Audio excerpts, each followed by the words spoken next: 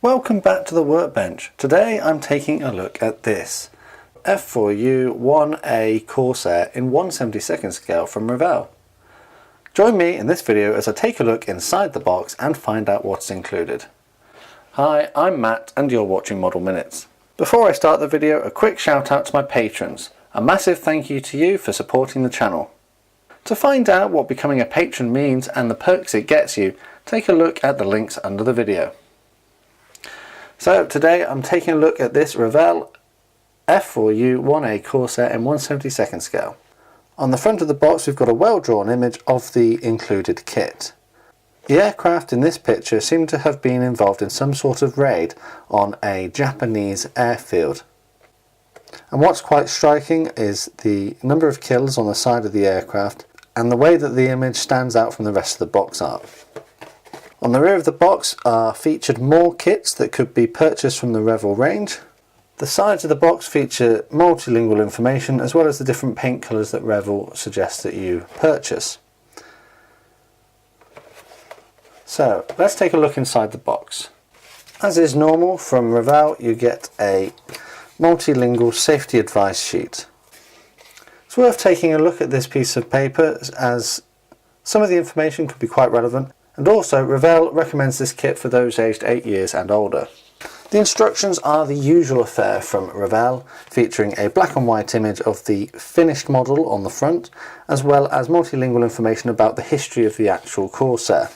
Turn over the page, more health and safety information which is multilingual, as well as some images on different tips that might be useful during the build. On this page here we've got a key to the different symbols that you might encounter during the build of your model. And no surprise here, the annotated paint colours are the system that I really hate. So what they do is they tell you the different paint colours and then they give it a letter, and then as you go through you find the letter and then have to keep flipping backwards and forwards, and I find that very frustrating. Why don't you just tell me in the instructions what the paint number is that I need rather than having to make me flip backwards and forwards. So the first thing I'll do before I start building this model is go through the instructions and write on the paint colours that I need. Right, the instructions however, they have a sprue map, which is very handy in case anything's fallen off or you've misplaced something. And as we look through the instructions here, you can see that they're fairly well detailed and there's quite a lot actually going on in each step, which is quite surprising. In this step they're putting together the various engine parts, and I imagine that if you wanted to make a diorama with the engine cowling off with this on display, you would probably be able to do that, so that's quite an interesting aspect of this model. And here at this step, if you decide you want to put the landing gear in the down position, you have to ensure that you cut these two halves of these parts away from each other. So in this image here you've got the two canopy halves, so that tells me that you could display the canopy in the open position if you so chose. So let's see, how many steps was that? That's 31 steps. That's quite a lot of steps really for a small 1/72nd scale model. Turning over, we've got two black and white paint scheme instructions. Again, black and white not being particularly helpful, seeing as they use different shades of grey to tell you what the colours are that you're supposed to use, and it can become a little bit complicated. Fortunately, there's only 3 different colours in this paint scheme, so it's not too difficult to follow. The one on this page is for F4U-1A Corsair of VMF 214 Squadron of the US Marine Corps in December 1943. And then on the second page you've got 2 decal options in this kit. We've got one of the same kind of aircraft but from VF 17 Squadron in 1944. So you've got 2 different options here, but the paint schemes are almost identical. And that is it for the instructions. Let's take a look at the decals. So a fairly small sheet of decals is included, but as you can see there's quite a lot going on here. We've got control panels, we've got seat belts, along with the 2 different scheme options and all of the common decals as well. They seem to be well printed, with no registry errors and no cracks either, so they look to be quite high quality, so hopefully they'll go onto the model really well. Let's take a look inside the bag at the main components of the kit. So contained in one plastic bag we get 5. You get 5 sprues. 4 are moulded in white plastic and 1 is moulded in clear plastic. The plastic feels to be a little bit brittle. It doesn't feel as sturdy as other manufacturers, but the detailing actually looks to be quite good. So taking a look here, we've got a sprue with 1 fuselage half and the tops of the wings. The details feature recessed panel lines, but the moulding is very shallow. So if you're prone to applying heavy layers of paint, a bit like I am, you'll probably struggle to keep that detail there. It's very shallow, so you might lose that when you start to paint, so you just got to be aware of that. There is a little bit of flash present as well, but generally the mould quality seems to be quite good. There's moulded detail on the insides as well.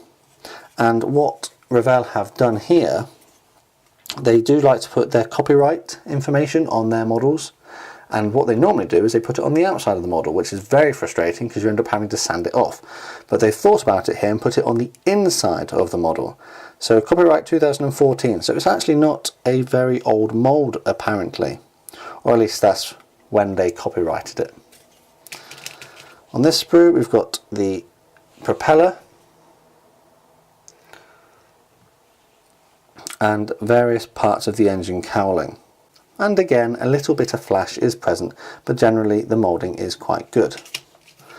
This one, we've got drop tanks and the wheels. And the wheels, you can see they've got see-through spokes, which is quite a nice touch.